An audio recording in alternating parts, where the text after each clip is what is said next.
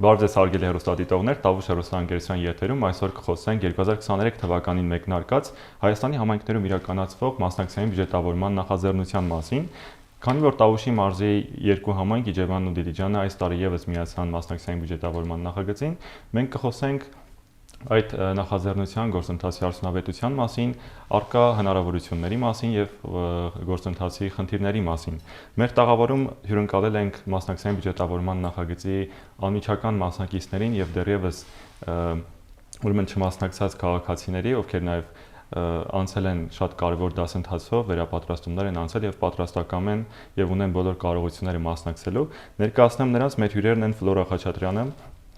Քաղաքացիական երիտասարդական կենտրոն հասարակական կազմակերպության ծրագրերի համակարգող եւ նաեւ այս տարի Իջևան համայնքում մասնակցային բյուջետավորման նախագծի մասնակիցներից մեկը, բարև ձեզ։ Մելանիա Խաչատրյանը Աբովյան համայնքից, ով Աբովյանում այս տարվա մասնակցային բյուջետավորման նախագծի հաղթող քաղաքացին է եւ նաեւ Բերդ համայնքից ունենք հյուրեր, ովքեր դեռևս ներգրաված չեն մասնակցային բյուջետավորման նախագծում, բայց անցել են վերապատրաստումներ եւ ունեն այն կարողությունները համայնքային զարգացման խնդիրներին վերհանելու եւ մասնակցելու ուրեմն համայնքային կյանքին։ Լիանա Քոսակյանը ուսանող Բերդ համայնքի Նավուր գյուղից եւ Լիլիթ Լալայանը ակտիվ երիտասարդ ներքին Կարմիրախպիր գյուղից։ Բարև ձեզ, շնորհակալություն, շատ ուրախ ենք, որ այս հետաքրքիր նախաձեռնության շրջանակում ձեզ հյուրընկալել ենք մեր տաղավարում եւ առիթ ունենք միասին կիսվելու փորձով, այն փորձով, որը անցել եք վերջին ամիսների ընթացքում։ Մեր զրույցը սկսենք Մելանիայի հետ, քանի որ ինքը միակ մասնակիցն է այսօր, ով ամենասկզբից եւ գաղափարների ներկայացման փուլից եւ ուրեմն քվեարկության փուլում մասնակցել եւ արդեն իր նախագիծը հաղթող է ճանաչվել Աբովյան համայնքում, Արամոս գյուղում մասնավորապես։ Խնդրեմ ներկայացրեք, թե ինչպես իմացաք ծրագրի մասին, ինչպես մասնակցեցիք, որներ են շարժառիթները, որ մասնակցեցիք եւ ինչ ծրագիր ներկայացրիք հակիրճ ձեր ծրագրի մասին։ Ողջունում եմ բոլորիդ, նախ շնորհակալություն եմ հայտնում հրավերի համար, մեծ պատիվ էր այստեղ գտնվելը։ Սկսեմ երևի ամենասկզբից մասնակցային բյուջետավորում ընդհանուր ծրագրի մասին իմացել եմ ակադեմիայից, որտեղ սովորում եմ, որովհետև մասնագիտությունս անմիջականորեն կապված է հենց պետական ու տեղական ինքնակառավարման մարմինների գործունեության հետ։ Ու երբ որ սկսվեց Աբովյան համայնքում ընդհանուր իրազեկման գործընթացը, հետաքրքրվեցի, ուսումնասիրեցի ավելի խորը ու առաջին բանը, որ մտքովս անցավ, հենց մեր բնակավայրում մարզամշակութային կենտրոնի վերանորոգումն էր, հենց միանգամից ու գաղափարս առաջարկեցի հենց մշակույթի տան տնօրենին, միասին քննարկեցինք, հետո Արամոս բնակավայրի վարչական ղեկավարի հետ խոսեցինք ու հասկացանք, որ բնակավայրի համար թերևս ամենակարևոր խնդիրներից մեկը մեր մշակույթի կենտրոնի վերանորոգումն է, որովհետև շուրջ 30 տարի կենտրոնում որևէ շինարարական աշխատանքներ չէր կատարվել, բայց կենտրոնը շատ ակտիվ, այնտեղ գործում են բազմաթիվ խմբակներ ու ցանկությունս այն էր, որ ընդհանուր համայնքի կյանքն աշխուժացնենք, այսինքն բնակավայրի երիտասարդների կյանքն ավելի աշխուժանա, մասնակցեն տարբեր խմբակների, բազմաթիվ միջոցառումներ կարողանանք այդ կերպ կազմակերպել այնտեղ։ Ու այդպես քննարկեցինք ու հայտը ներկայացրեցինք։ Հետաքրքիր է, քանի որ մարզամշակութային կենտրոնը հասկանում եք ինչ ծավալների մասն է խոսքը, արդյոք հերիքեց բյուջեն եւ ինչպես համայնքը բնակավայրը ընդունեց այդ գաղափարի կարևորությունը հեշտ էր ներկայացնել։ Ոչ։ Հենց առաջին իսկ պահից խոչընդոտների հայտ եկան, որովհետև ի տարբերություն նախորդ տարվա հատկացվող գումարները կառավարության կողմից ավելի քիչ էին։ Ու երբ որ ինձ առաջարկը ներկայացնելու պահին համայնքապետարանից հարցրեցին ոնց եմ պատկերացնում, որովհետև հսկայական չափերի է շենքը ու գրեթե անհնար կլիներ ամբողջությամբ վերանորոգումը իրականացնել։ Ես առաջարկեցի, որ թեկուզ մասնակի վերանորոգման գաղափարով առաջնորդվենք, հետագայում արդեն սկսենք շինարարությունը, կփորձենք ամբողջությամբ վերանորոգումը իրականացնել։ Շատ լավ։ Իջևանում քաղաքացիական երիտասարդական կենտրոնը եւս մասնակցել է ծրագրին, առաջադրել եք 5 ծրագիր, չէ՞, ճիշտ եմ չէ՞ ասում։ Եվ հետաքրքիր է, թե դուք ինչ ծրագիր առաջադրեցիք, ինչ դժվարությունների հանդիպեցիք եւ գաղափարի ներկայացման փուլից սկսած մինչեւ քվեարկության ամփոփման փուլ։ Շատ շնորհակալ եմ հյուրընկալության համար։ Ես նույնպես ողջունում եմ ու շատ կարևոր եմ համարում անդադ խոսել այս գործընթացի մասին, թե ինչ է մասնակցային բյուջետավորումը ու շատ կարևոր եմ հավարում, որ նաև այն համայնքները, որոնք դեռ չեն միացել այս գործընթացին, միանան, որովհետև սա եւս մեկ քայլ է բնակիչների, հատկապես երիտասարդների ներգրավվածությունը համայնքի որոշումների կայացման գործընթացներում։ Այս տարի Իջևան համայնքը միացավ մասնակցային բյուջետավորման գործընթացին ու նույն ժամանակաշրջանում համընկավ մեր դասընթացները։ Մենք նախագիծ ունեինք, ծրագիր ունենք, որտեղ նոյեմբերյան Բերդ եւ Իջևան խոշորացված համայնքներում իրականացրել ենք երկօրյա դասընթացներ ուղղված մասնակցային բյուջետավորմանը ու միայն երիտասարդների համար իրենց կարողությունների, գիտելիքների բարելավմանն ուղղված։ Երբ որ Իջևանը միացավ այս գործընթացին, մեր կազմակերպությունը փորձեց այս գործընթացը հասկանա ներսից, ինչ փուլերով ենք անցնում, ինչ խնդիրների ենք հանդիպում, որովհետև սա առաջինն էր պիլոտային էր Իջևանի համար։ Ներկայացրել ենք 5 ծրագիր մասնակցային բյուջետավորմանը որպես կազմակերպություն, 3-ը մերժվել են, պատճառները եղել են տարբեր, մեկը որ ինքը տարածքը հենց համայնքային չէր, որտեղ պետք է իրականացնեինք ծրագիրը, մյուսը երկուսը մեկը վարձակալության էր տրված տարածքը եւ մյուսը արդեն համայնքապետարան պատրաստվում է այդտեղ աշխատանքներ իրականացնել։ Իմ ծրագիրը կոնկրետ, որը ես ներկայացրել եմ, կոչվում էր մանկության գունավոր ճանապարհը, որը վերաբերվում էր Իջևան քաղաքի թիվ 1 մակապարտեզ եւ թիվ 8 մակապարտեզ տանող աստիճանները։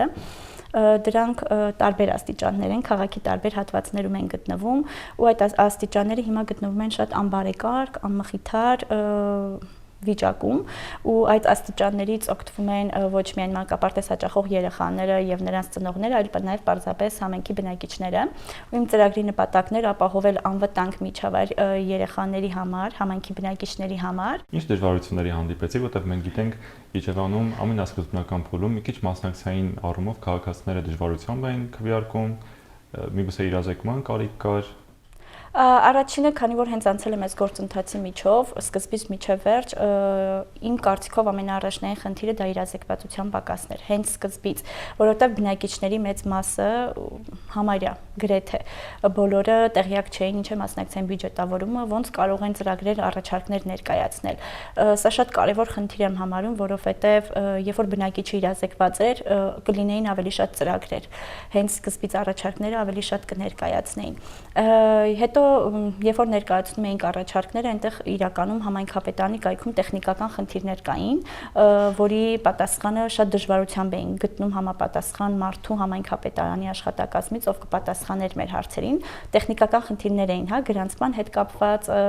նաև առաջարկ ներկայացնելու հետ կապված։ Շատ կուզեի խոսել նաև քվեարկության մասին,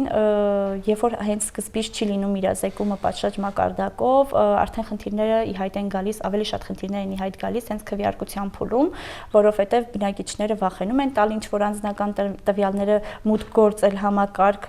որովհետև ասում են դա քո ինչին է պետք, չեն պատկերացնում այս գործընթացը ամբողջությամբ, ինչի մասին է,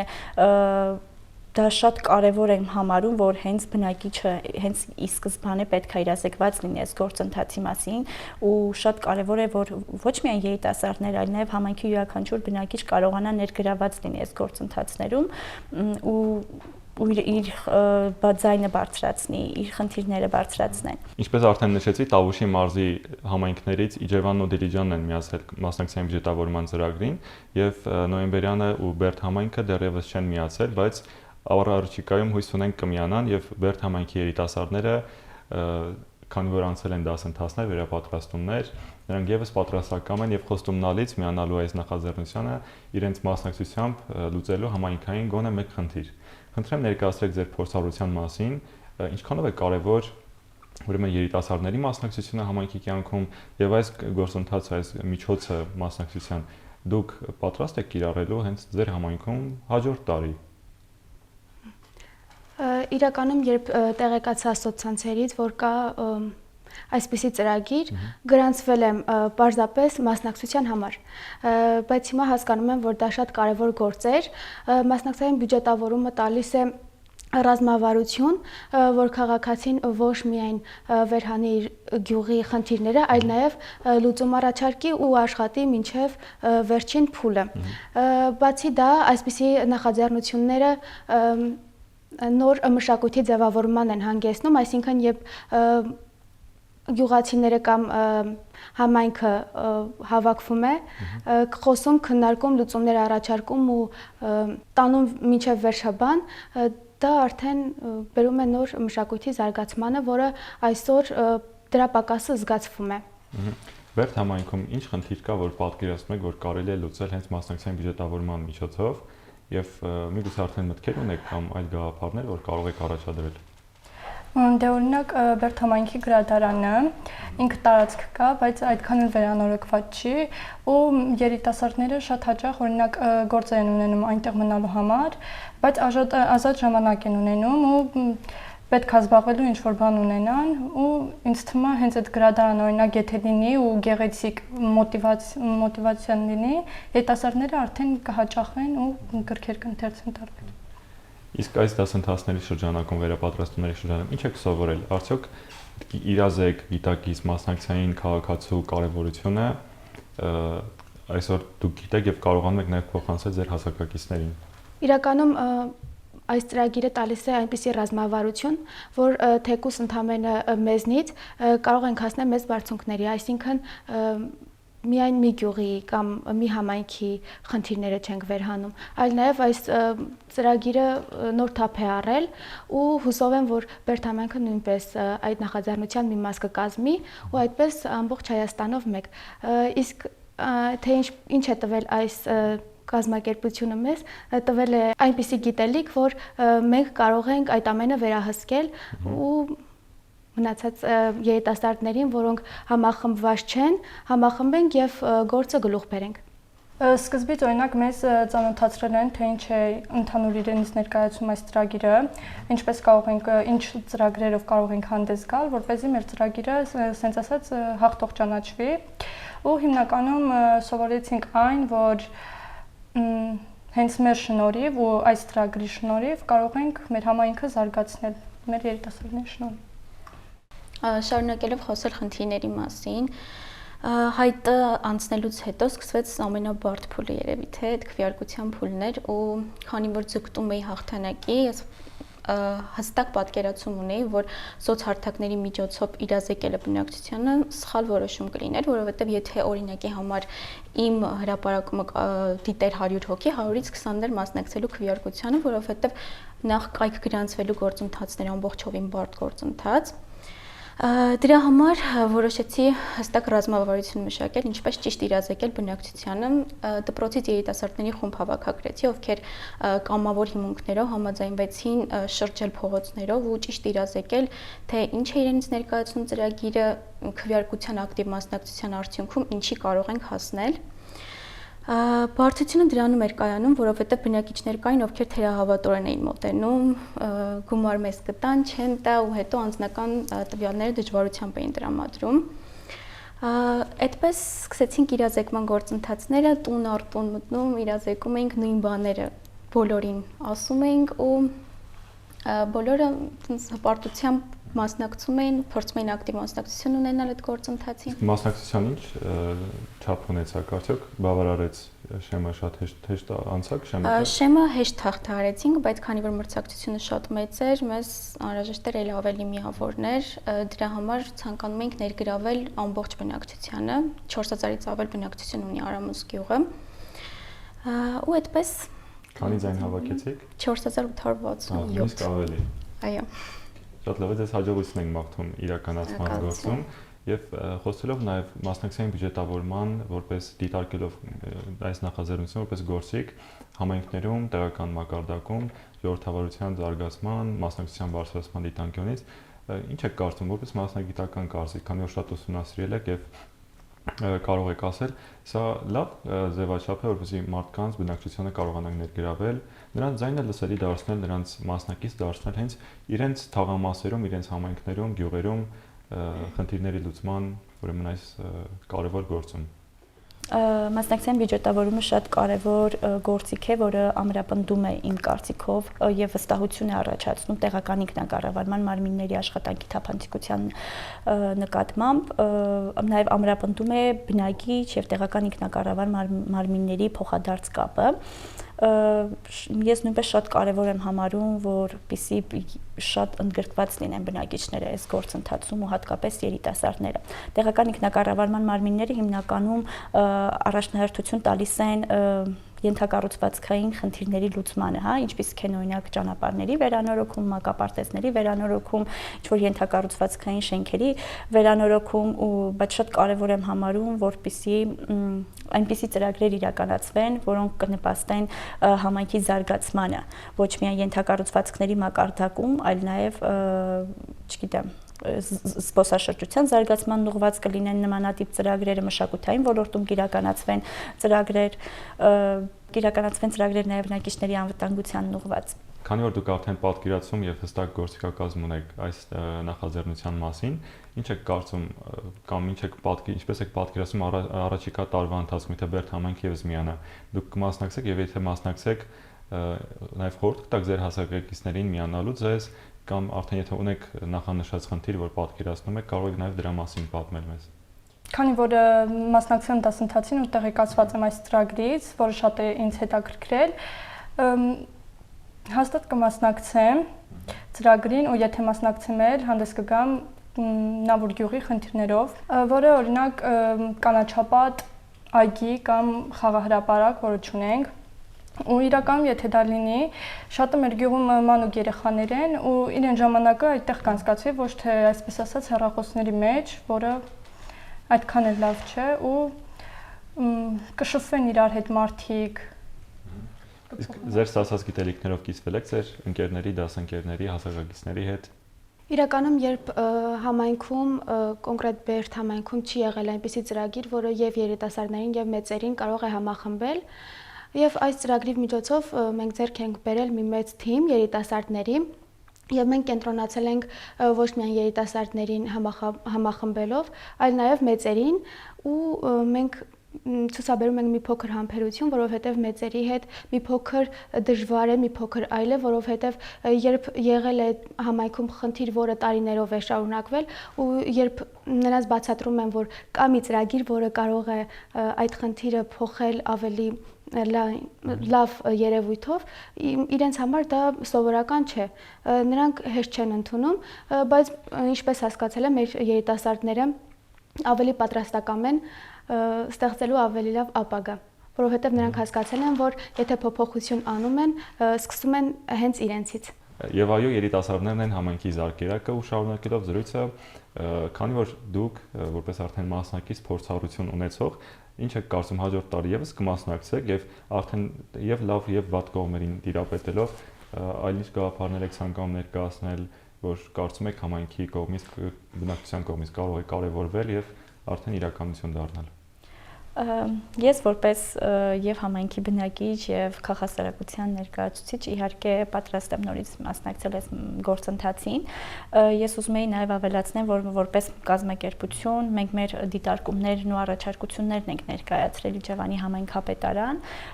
եւ նաեւ